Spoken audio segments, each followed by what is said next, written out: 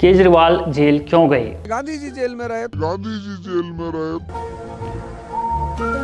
आज अगर गांधी जी जिंदा होते तो ओझा जी को कहते, जिस राह पे तुम चल रहे हो बेटा, एक दिन पूरी तरह फंसोगे।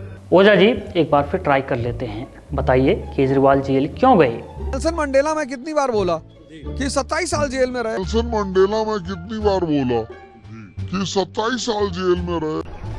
बंद करो हाथ जोड़ के। मैं आधुनिक भारत के श्री कृष्ण के शीश महल के बारे में जब ओझा जी से पूछा गया तो सुनिए उन्होंने क्या कहा। प्रभु राम जंगल में रहे और जब जंगल से तपस्या करके वापस आए तो राजा को मैडम महल में ही रहना पड़ता है। राजा का एक आवास होता है। अब प्रभु राम जब अब अगर वो जंगल में महल बनाते तो बोले ये कौन सी तपस्या है जी। एक आधिकारिक प्रोटोकॉल होता है कि राजा को ऐसा रहना। जैसे अब एक मुख्यमंत्री है तो एक जगह से दूसरी जगह जाएगा तो उसका प्रोटोकॉल होता है, एक शब्द है ये, तो उसमें कोई बात ही नहीं है। अब इससे पहले कि आप हमें गाली दें कि भगवान श्री कृष्ण की तुलना केजरीवाल से कर रहे हैं, आप ये वीडियो देखिए। अरविंद केजरीवाल जी आधुनिक भारत के श्री कृष्ण। अरविंद केजरीवाल जी आधुनिक भारत के श्री कृष्ण है। मैं मोदी साहब से गुजारिश करता हूँ, मोदी जी प्लीज आशुतोष जी की गुजारिश सुन लीजिए ना। आप लोग रोना बंद कीजिए, मेरे तक आवाज आ रही है। अब तो मोदी जी ने भी कह दिया है तो चलिए कुछ और बात करते हैं। ये ओझा जी इतिहास के तो पता नहीं लेकिन बकैती के प्रोफेसर नंबर 1 हैं। देखो गुरु, गांधी जी जब थे तब मैं पैदा नहीं हुआ था, लेकिन हाँ ऐसा सुना है कि वो अफ्रीका और भारत को मिलाकर तकरीबन 2 दर्जन से ज़्यादा बार जेल गए। जब जब जेल गए तब तब अलग अलग कारणों से, लेकिन एक कारण उनमें शामिल नहीं था और वो था शराब घोटाला। तो ओझा जी, गांधी जी के लिए कम से कम इतनी मर्यादा तो आप बना कर रखिए। यही बात प्रभु श्री राम के संबंध में भी है।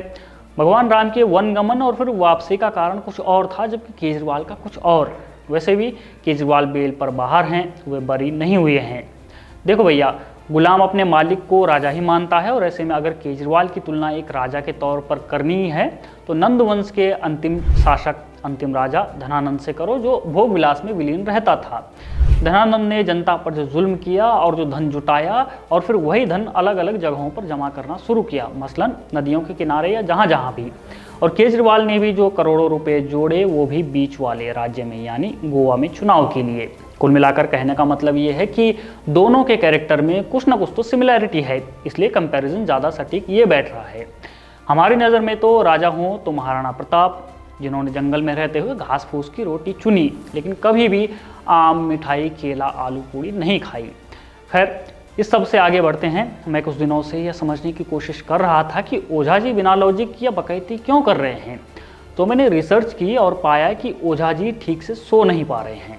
सीढ़ियाँ चढ़ रहा हूँ, ऊपर जा रहा हूँ, नीचे आ रहा हूँ, सब कुछ कर रहा हूँ और सिर्फ 5 घंटे सो रहा हूँ बस। ओझा जी के मुताबिक वो बड़े व्यस्त हैं। उन्हें पटपड़गंज से टिकट मिला है, वही पटपड़गंज जहां से श से शराब, श से शिक्षा मंत्री और स से सिसोदिया विधायक हैं। अब मन में एक सवाल है कि मनीष सिसोदिया ने पटपड़गंज से 2 बार विधायक रहते हुए दिल्ली में शिक्षा क्रांति कर दी, तो क्या अब उन्हें ये लग रहा था कि तीसरी बार पटपड़गंज से विधायक बने तो वो क्रांति रुक जाएगी, या फिर पटपड़गंज छोड़कर इसलिए गए क्योंकि अब लोग सिसोदिया की शिक्षा क्रांति के दावे मानने के लिए राजी नहीं थे। वैसे भी पिछली बार सिसोदिया इस सीट से बड़ी मुश्किल से जीते थे। सिसोदिया जिस शिक्षा क्रांति की बात करते थे वही ओझा जी से भी कहलवाई जा रही है। ये पैंतरा भी ठीक है कि भाई पढ़ाने लिखाने वाला कहेगा तो क्या मालूम बात सच लगने लगे। जैसे कि 1947 में जब भारत पैदा हुआ तो ओझा जी केजरीवाल और सिसोदिया को लेकर भी कहते रहते हैं कि पढ़े लिखे लोग राजनीति में आने चाहिए। हालांकि सिसोदिया को लेकर एक दावा ये भी है कि वो बस 12वीं पास हैं। खैर, रस्मी रथी में दिनकर जी लिखते हैं, देखो आगे क्या होता है। तो हम भी देखते हैं, बाजार में अगर कुछ नया माल आता है तो हम उसे आप तक बढ़िया पैकेजिंग के साथ पहुंचाते रहेंगे। तब तक आप देखते रहिए द पैम्फलेट।